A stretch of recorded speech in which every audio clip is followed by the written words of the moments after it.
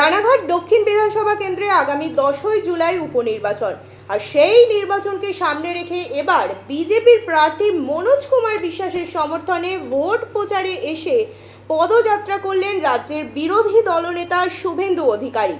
নদিয়া রানাঘাটের নোকারি নারায়ণ সাহার মোড় থেকে মাঝের গ্রাম 10 নম্বর রেলগেট পর্যন্ত পদযাত্রা করলেন শুভেন্দু অধিকারী। এদিন আগামী 14ই জুলাই রাজভবনের সামনে শহীদ পরিবারদের নিয়ে ধর্নায় বসার হুঁশিয়ারি দিয়েছেন এবং কোর্টের নির্দেশকে মাথা পেতে নিয়ে তিনি কোর্টকে ধন্যবাদ জ্ঞাপন করেছেন।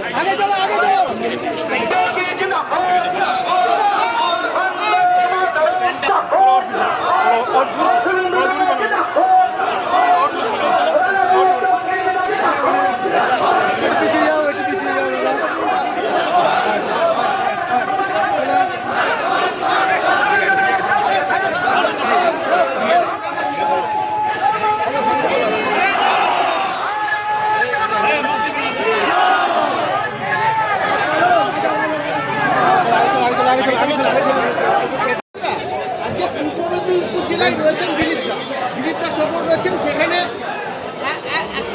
বিজেপি কর্মীরা অসন্তুষ্ট। তারা বলছেন যে এই জেলায় এসে দিলীপদা এমন কিছু করবেন না যাতে অন্যান্য, আমি এগুলো নিয়ে বলি না, এগুলো নিয়ে বলি না। আমাদের পার্টির কোনো কলিগ নিয়ে কোনো কথা আমি বাইরে বলি না। আমাদের লড়াই মমতা ব্যানার্জি এবং অভিষেক ব্যানার্জির হাত থেকে মালকে বাঁচানো। এসবে খরচ করার মতো সময় খরচ আমি করি না। আমাদের প্রত্যেকের লড়াই একই।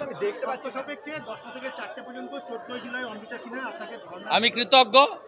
আমি 300 জন অত্যাচারিত মানুষকে নিয়ে বসব। আমি কোর্টের কাছে আমার নীতিগত লড়াই ছিল।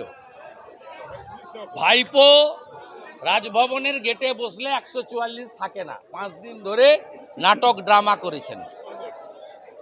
আমার এই লড়াইটা আমাকে কোর্ট আজকে আমার লড়াইকে কোর্ট সিলমোহর লাগিয়েছে।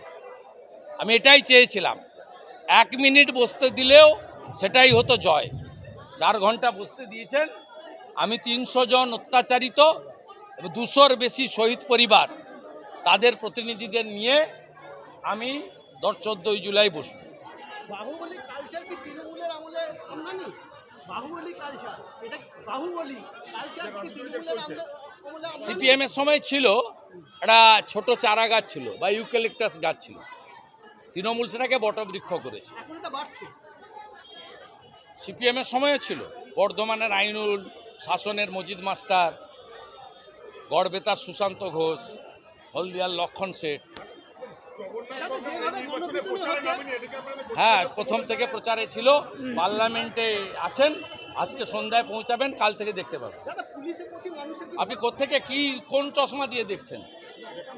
হ্যাঁ, জবকার প্রথম দিন থেকে জগন্নাথ দা আছে প্রার্থী ঘোষণা। পার্লামেন্টে আগে আপনারা জানেন, পার্লামেন্টে এবারে ইম্পর্টেন্ট ইস্যু ছিল। উনি এমপি হিসেবে শপথ নিয়েছেন, স্পিকার ইলেকশনে অংশগ্রহণ করেছেন।